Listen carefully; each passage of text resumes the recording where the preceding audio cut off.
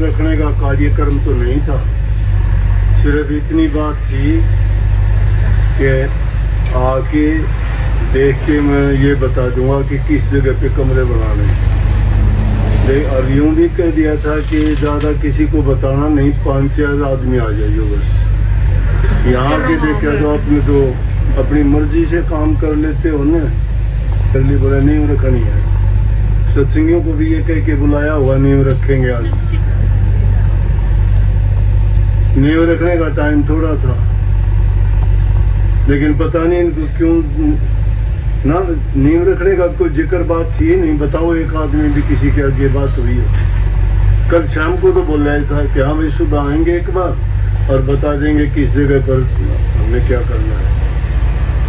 जो भी कमरे वगैरह हाल बनाना है या स्टोर के लिए सामान रखने के लिए जगह, सत्संगियों के रहने के लिए 5-4 यहाँ कमरे बना देंगे, क्योंकि अभी तक उसमें बना नहीं है कुछ भी।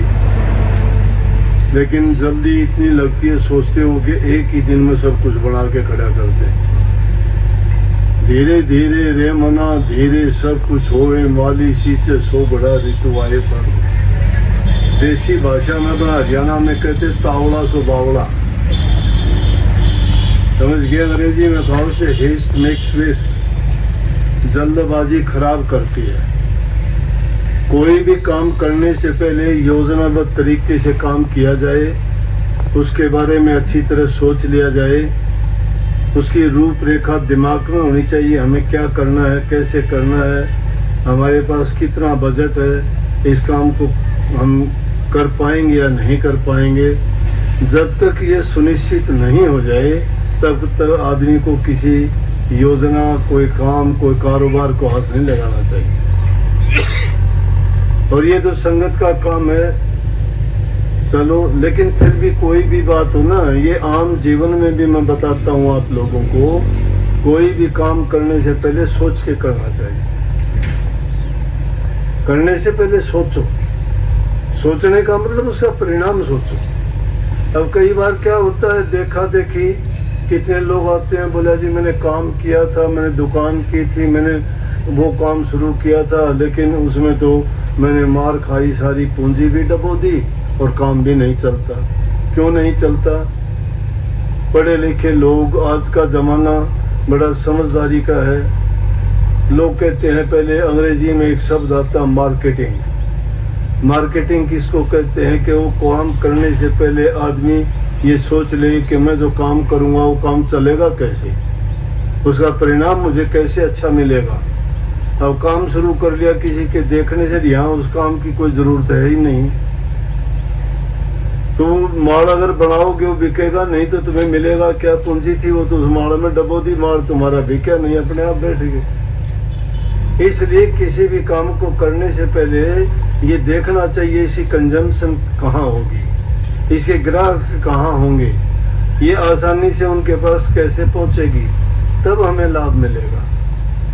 बिना सोचे काम करने से इस तरह से आदमी को हानि उठानी पड़ती है। तो पहले कोई भी काम करते हो जल्दी ना करो। कहते हैं ना कि देर आए दुरुस्त आए। देर हो जाए लेकिन सही तरीके से आए तो उसमें काम में कभी कोई कमी नहीं आती। रही बात भाई आपका आश्रम है, काफी दिन से इंतजार थी, वो छोटा था, हमने कोशिश तो ये की कि उसी जगह पे अगर जगह मिल जाती तो बहुत अच्छा था और पैसे नहीं लगाने पड़ते। लेकिन जब ज़्यादा ऐसी हालत होगी, अब 2-4 साल से संगत उसमें आती नहीं थी, बड़ी भीड़ हो जाती थी।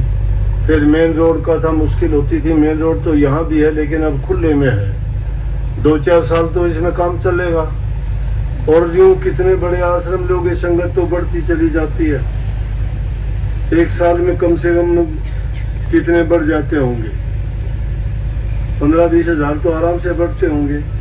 तो 5 साल के बाद में कहाँ बनाओगे आश्रम? इसके लिए तो कोई दूसरा इंतजाम करना पड़ेगा, या तो जोनों में बांटने पड़ेंगे, भाई इस जोन के लिए ये सत्संग, इस जोन के लिए ये सत्संग। और रोजाना ये सब आश्रमों में सत्संग होने मुश्किल है। मैं तो फिर भी कोशिश ये मेरी रहती है कि भाग दौड़ करके जितने आश्रम बने हुए हैं एक दिन जरूर सबको देने की कोशिश करता हूँ।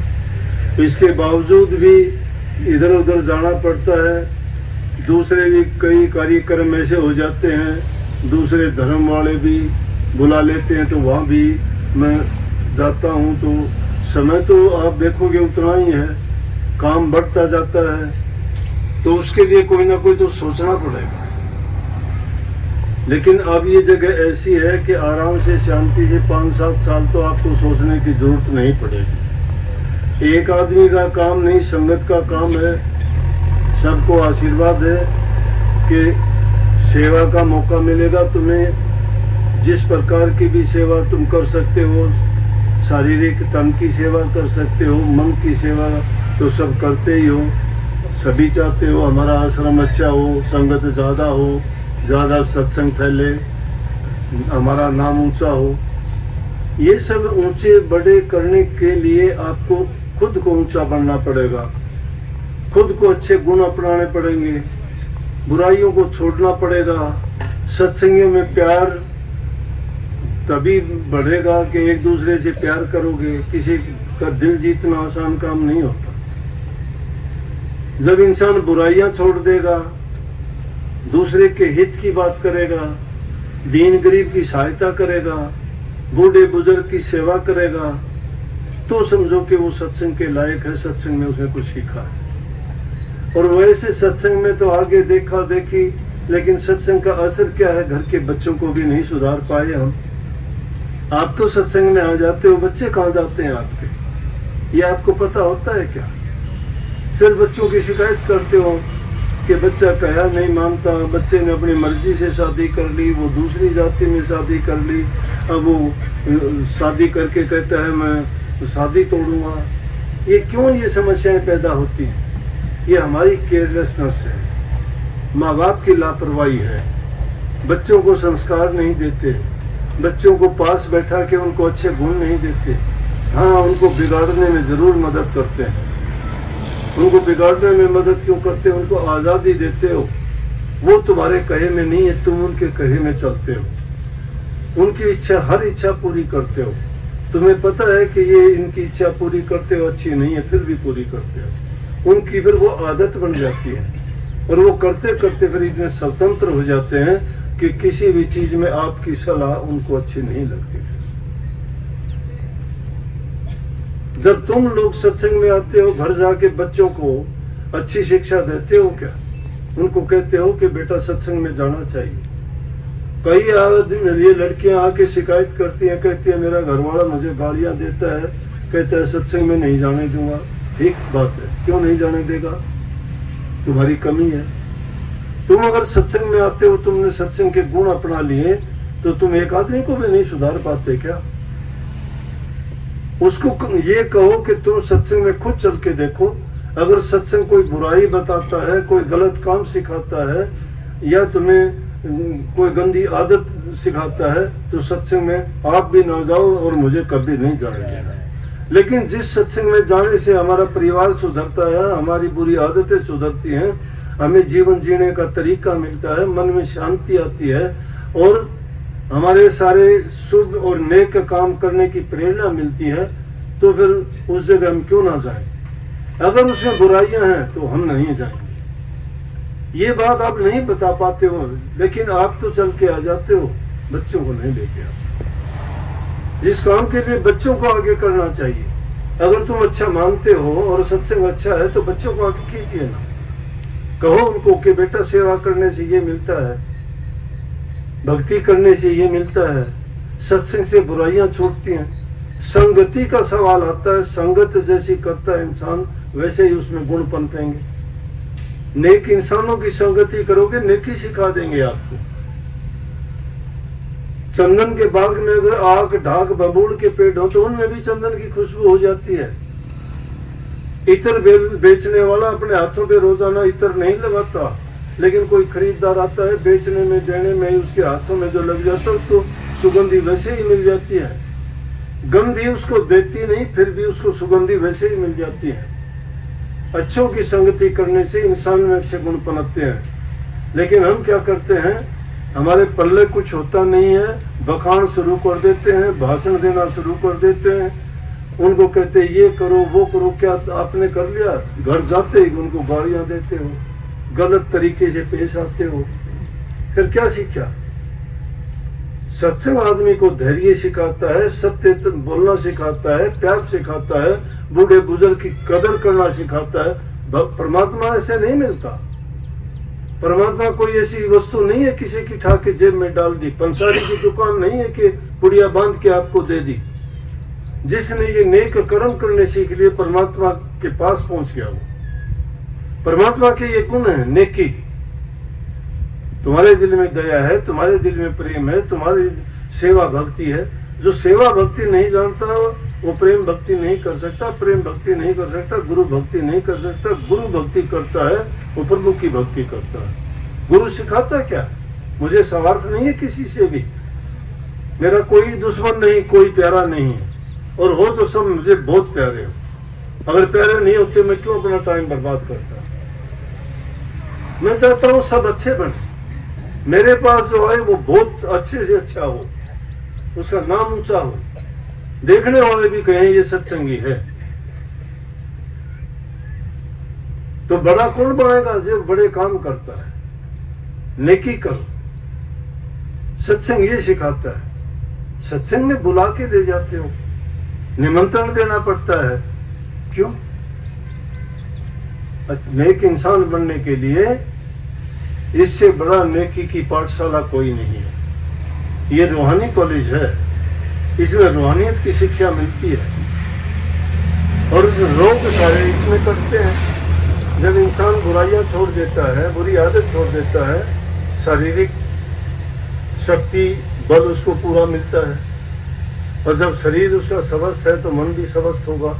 मन जिसका स्वस्थ होगा तो वो भक्ति भी करेगा। और जिसको रोग शरीर का लगा है, मन का रोग लगा है, वो खाक भक्ति करेगा क्या? लेकिन मुख्य चीज इसमें यह है, घरों में प्यार प्रेम और शांति, बूढ़े बुजुर्ग की सेवा, दूसरे लोगों पर भी जिन जो जरूरतमंद है उनकी अगर सेवा करते हो, दया करते हो और सबसे प्रेम करते हो, इससे बढ़ के कोई सेवा भक्ति नहीं है। इसलिए भाई अच्छे काम करोगे, तुम्हारा मैं कहता हूं परिवार भी सुखी रहेगा, जीते जी तुम स्वर्ग भोगोगे। स्वर्ग और कहीं नहीं है।